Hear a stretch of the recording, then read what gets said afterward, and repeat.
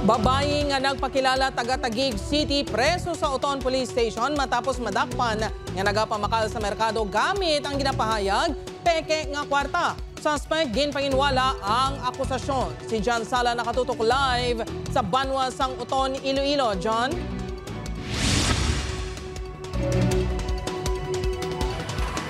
Jert, importante para sa isa ka negosyanteng ilagi nakita sa isa ka adlaw kaghalit kung sila ang masalisihan.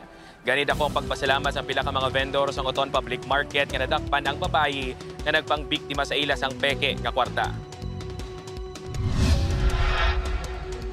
Dismayadong fish vendor nga si Tatay Danilo matapos mahibaluan nga ang ginbayad sa iya nga 500 peso bill.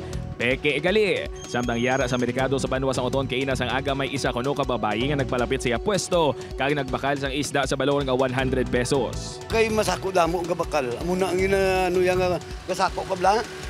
Muna pagwag di uli mo lang mati ako na kwarta nga ayaw mo gali ni kwarta. Apang ginkalipay naman siniupod ang 8 pagid ka mga vendor sang Oton Public Market matapos sa dakpan sang kapulisan ang nagpangbiktima sa ila. Base sa investigasyon sang Oton MPS naglabot sa siyam ka mga ginapahayag fake 500 peso bill ang nagamit na sang sospek kag kilala kay alias Jahara. Gabakal siya mga fruits, isda, itlog, bugas. Bali may na-recover to ang aton responding personnel around 9 pieces ka 500 piso bill. Mga 4,500.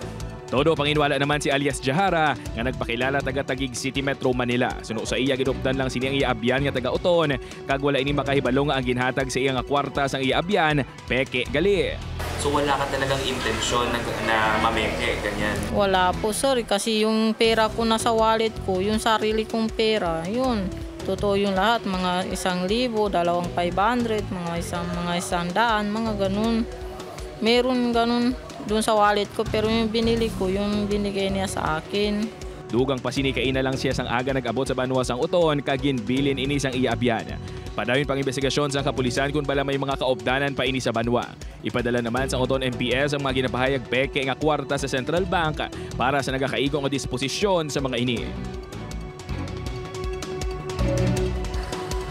Jert, hugot ang panawagan sa otoridad sa publiko ilabi na sa mga negosyante nga tsikyaron sang maayo ang kwarta antes nila inibato na nagod malikawan na sila ang mabiktima man.